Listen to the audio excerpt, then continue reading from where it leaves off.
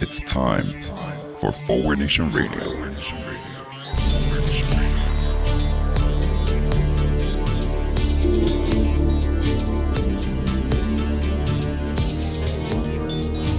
Now here he is, the host of Forward Nation Radio, David Leventhal.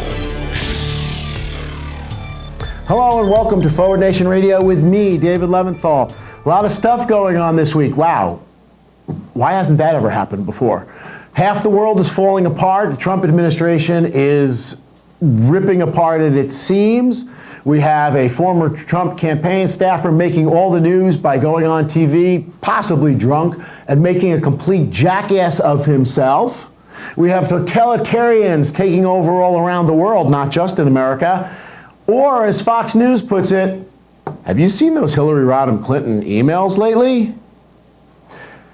Anyway, we are celebrating, thank you for joining us, we are celebrating the 1-year anniversary of Forward Nation Radio from this past week.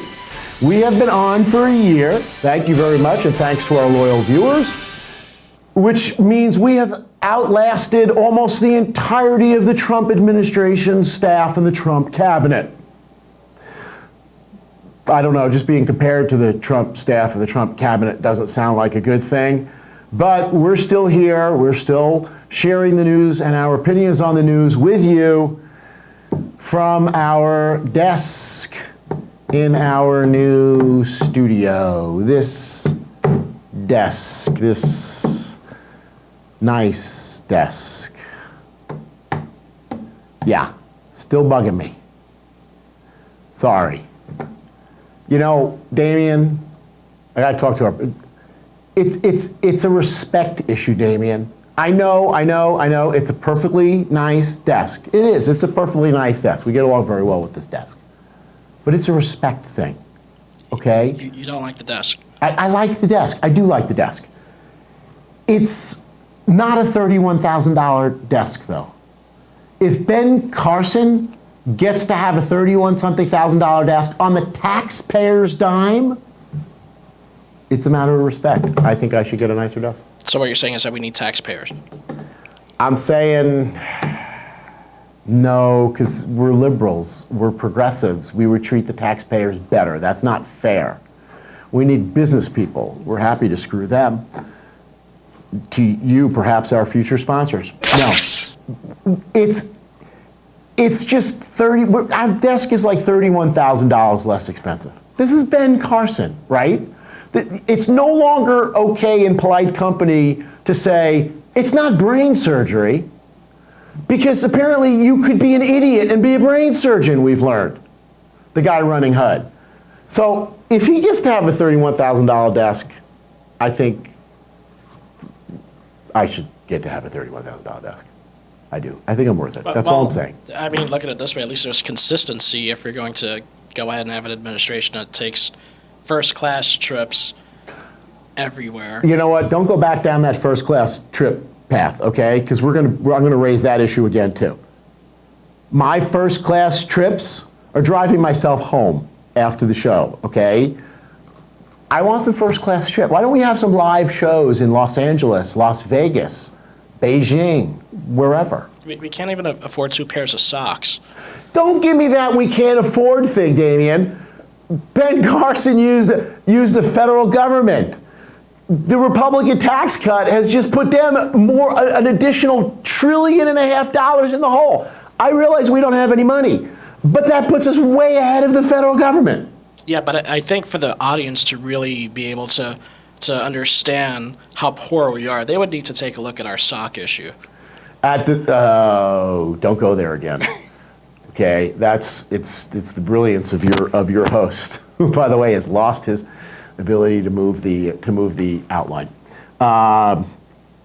Anyway, someday we're going to have a behind the scenes at Forward Nation Radio show, and then you will get all these insider jokes. I say put it right up on the desk. Anyway, put it right up on the desk. You're the production guy. There we go. There's the famous right foot. Okay. Seriously, if they had made the movie My Right Foot, I would be Daniel Day-Lewis right now. Instead, they went with the left foot. And it was Daniel Day-Lewis who won the Academy Award and has gone on to fame afterwards.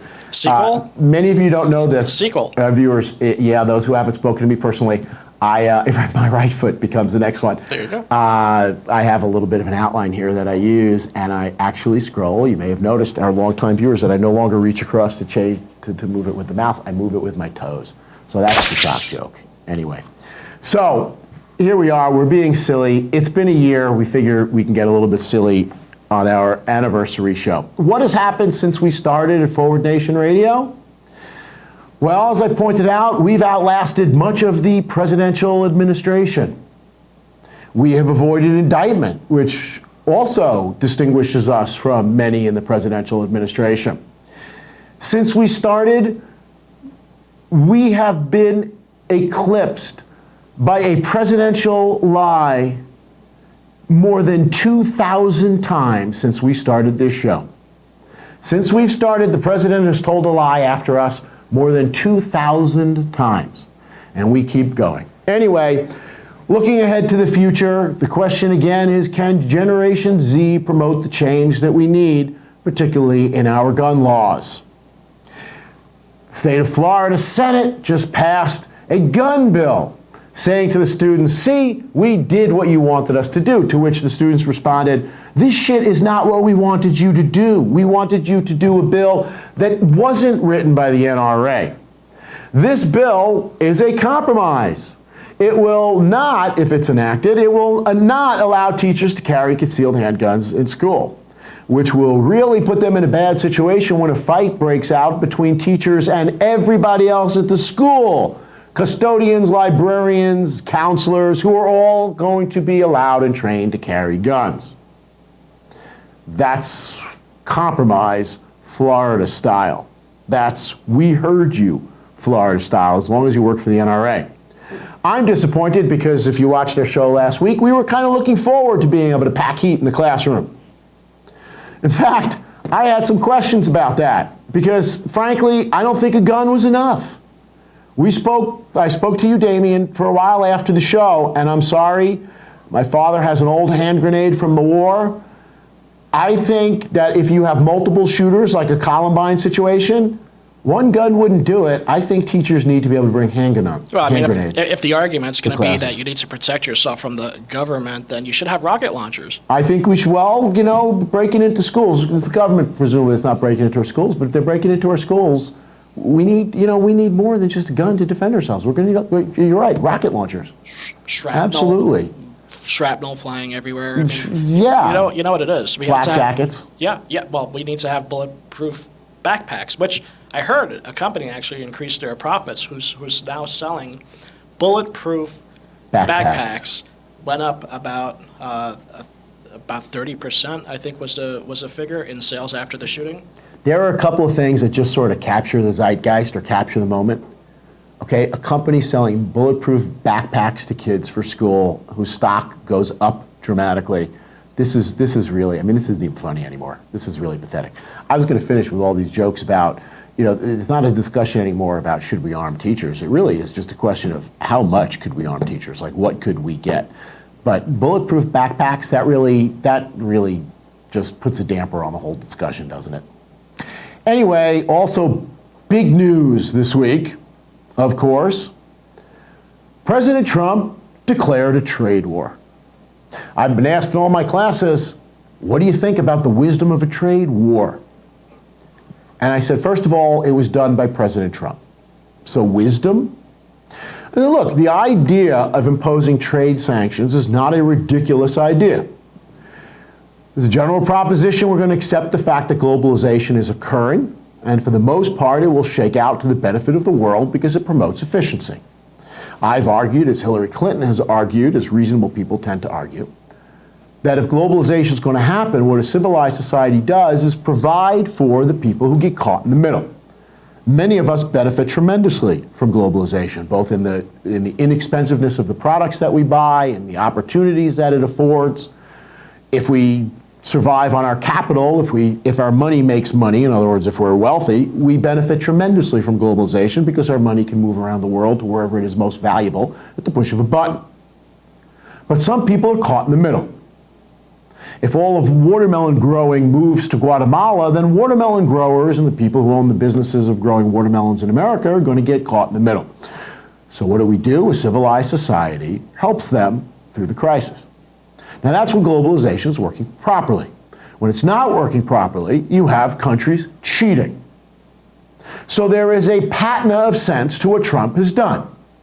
The patina of sense is, if China is cheating, then it is reasonable for America to respond. If American businesses move abroad because of competitive advantages, through resources, climate, whatever, better infrastructure, because America's falling apart. Don't get me started on that. I did mass transit all weekend, and don't get me started on that. What a third world country we are when it comes to transit, for instance, and our ports, et cetera.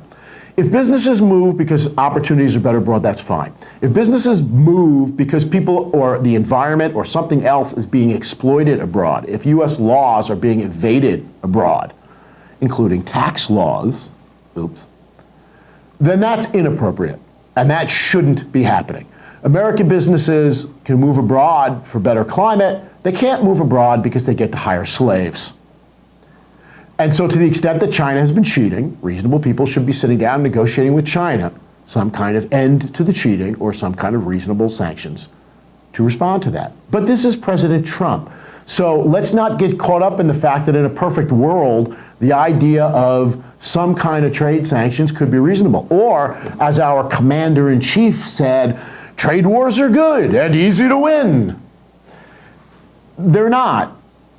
But does anybody think, under any circumstances, that this is what prompted President Trump to start a trade war? President Trump started a trade war in a hissy fit. He was mad at his economic people for not kissing his ass quite enough. He was mad at John Kelly for not kissing his ass enough and getting rid of Jared. And he was mad at Jared for getting caught. So he takes it out on the world by reaching out to his base. The base that could be counted upon to applaud rapturously when Donald Trump throws them red meat. Trade war with China, he gets the applause, the adulation he needs from the people he needs it most from, the people who know absolutely nothing. This is not a way to run the United States government. Becoming unglued, as everyone's describing it, and lashing out. We should, I guess, be happy. We were all afraid that in a hissy fit, Donald Trump would start a war. He has. We're all still alive. That's the good news. The problem is, if this war doesn't give him what he wants, now he's demonstrated a willingness to start a war because of a hissy fit.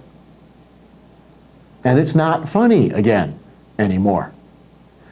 Republicans are aghast at the idea of a trade war. It's their constituents who are making money by moving their stuff to China, by utilizing Chinese labor and Chinese firms. They're aghast.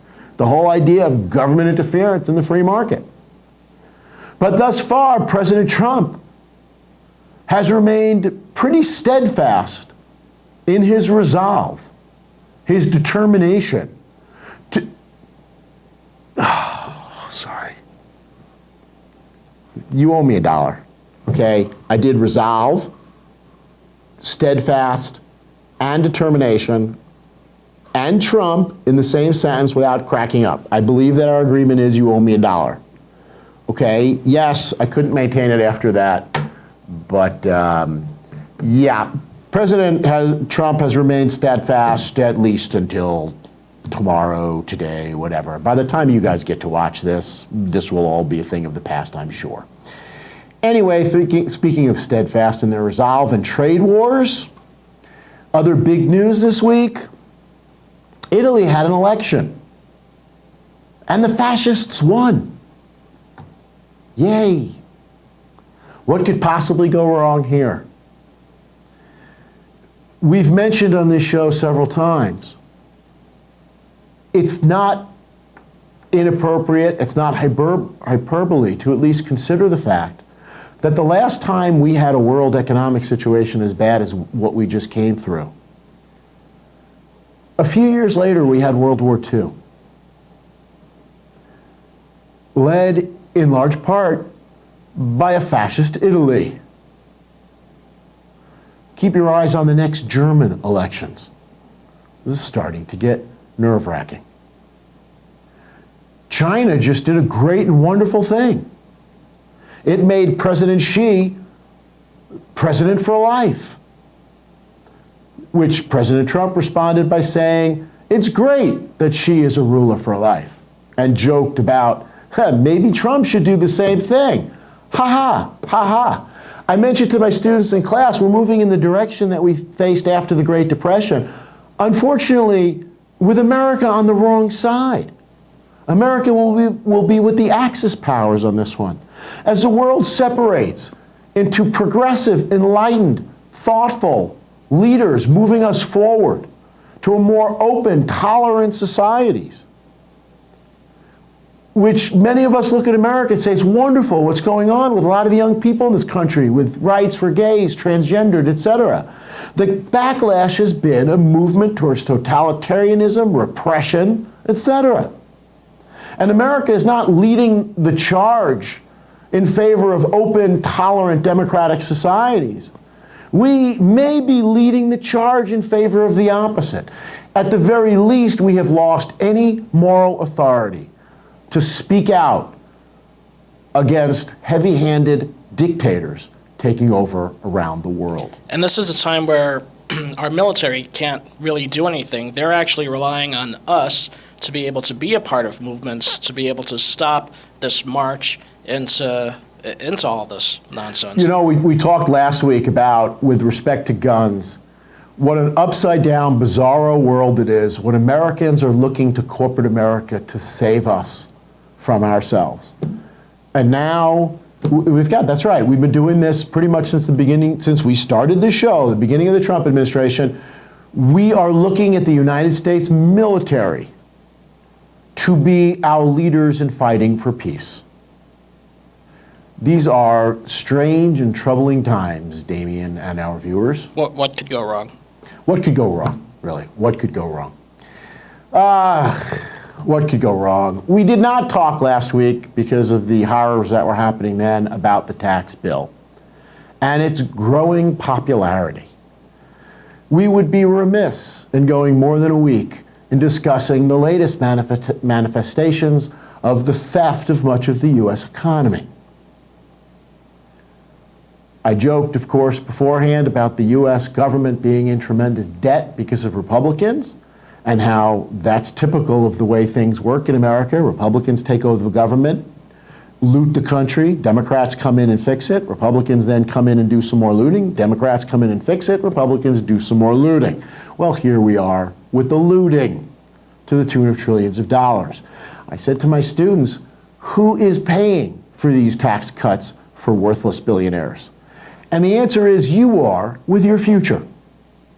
That's what it means to put all these bills on the credit card. It is coming out of your future. Trust me, it's not coming out of rich people's future. It's going to come out of your future. Well, how have we seen that?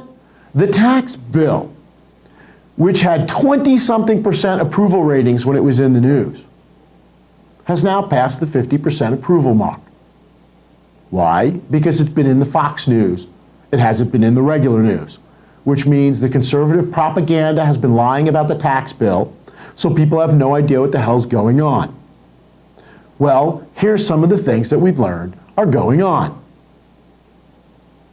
Companies reported more than $178 billion this month in stock buybacks. And about 2%, they say, of the tax breaks they are getting will be used for bonuses for workers.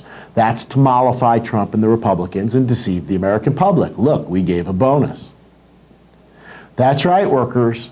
You paid $1 million, and as a result, you got a bonus. Or put another way, the owners of your company, through stock buybacks raising the stock price, and the people making these decisions, they bought themselves stretch Hummers. Don't feel bad. You're getting a beaten down old jalopy. Oh, and by the way, you're paying for both of them in the coming decades. not only your beaten down old jalopy, but the stretch Hummer that rich people have. Or put another way, the elite are taking you to dinner with them at a steakhouse. You get to drink water and pay the bill. They get to eat the steak. And you're probably celebrating. Why? Because you watch Fox News. And you think that somehow this is good for you. Who's it good for? Warren Buffett just sent a letter to Berkshire Hathaway shareholders, noting that the company will get $29 billion this year. A private economic analysis, by the way, said Warren Buffett, for a change, is thinking too small. Berkshire Hathaway should be getting about $37 billion a year from the tax break. That's okay, though, because the real big news of the week, what should be the big news, except for the media blackout, is West Virginia teachers. At the time that we are going to tape, we don't go to tape. What do we go to? We don't go to disc. We don't go to tape. We go to something. I don't know. At the time we're doing this. Digitized media. Yeah, at the time we're going to digitized media. That just rolls off the tongue. At the time we're going to digitized media. West Virginia teachers are on strike for almost 2 weeks. Why? Because they're tired of getting dumped on. They're tired of getting other people's shit. Tax cuts for rich people. Trickle-down economics is trickling down to them in the form of no more money, but higher insurance premiums paying for their own health insurance. And they finally had enough. Teachers in Oklahoma are starting to say the same thing and grumble. This is what should be covered. And this is what we're going to cover for as long as it goes on and whenever there's labor actions like this. Because these are the people who are getting screwed. These are the people whose future has come already, and the future is you're paying for other people's shit. The idea of trickle-down economics, the benefits don't trickle down, just the bill to pay for tax cuts for billionaires. Classic IBG-YBG. Classic IBG-YBG. We talked about this on a prior show and probably not enough. While most countries think to the future and invest, here we are back to the state of American infrastructure. Why is American infrastructure falling apart? China, on average, has been spending about 9% of its economy on investing in the future. Its schools, its railroads, its bridges, its tunnels, etc. It has high-speed trains. Europe has been spending 5-point-something% on average investing in its future. America has been investing just over 2% of its economy on its future. What have we been doing instead? We've been looting the country. Because who gives a shit about the future when you need to put fuel in your yacht today? And it all comes around. We think short term rather than long term. IBG-YBG stands for I'll be gone, you'll be gone, which was apparently floating around the financial industry when they were doing things that they knew were going to blow up in somebody's face and destroy the world's economy. Somebody would point out, wow, this product is going to blow up in somebody's face. And the response would be IBG-YBG. I'll be gone, you'll be gone. In other words, we're going to get our multi-million-dollar bonuses this year and next year and the year after, as long as it goes before this blows up. Once this blows up, we're out of here. Who gives a shit what the hell happens after that? Welcome to America, land of the I got mine, Jack. Forget the future. What will be the impact of future services of the tax cut bill? Trump keeps expressing his great concern about opioid and opioid addictions. About 174 dead Americans every single day from opioid addictions. $1 trillion in economic losses. But we don't have any money to pay for any treatment. We're talking about getting rid of their health care, which will just make things worse. That's the Trump plan, get rid of health care. But that's okay because the head of Trump's Council of Economic Advisors came out and said, yes, it's true.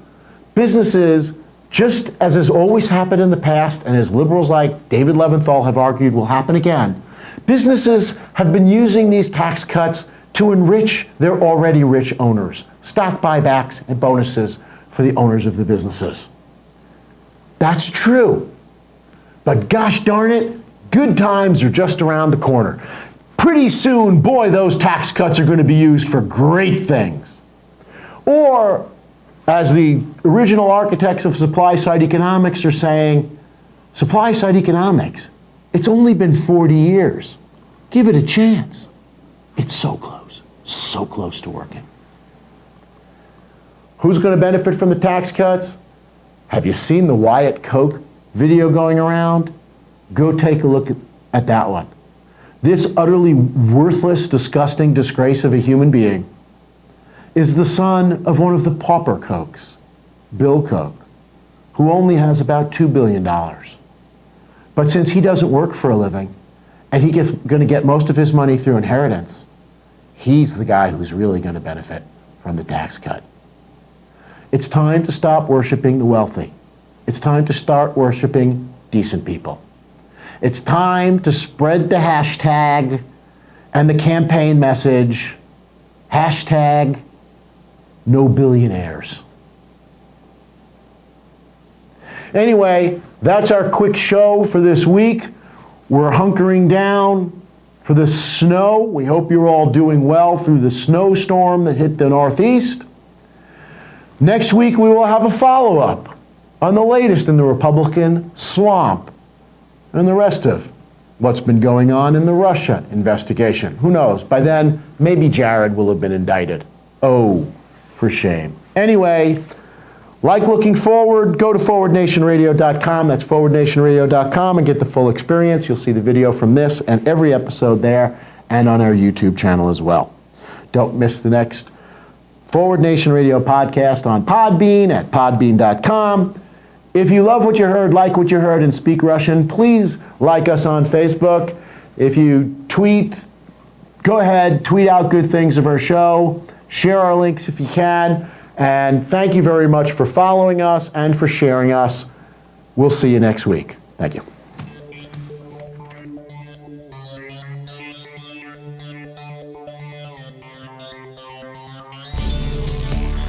You've been listening to Forward Nation Radio with David Leventhal.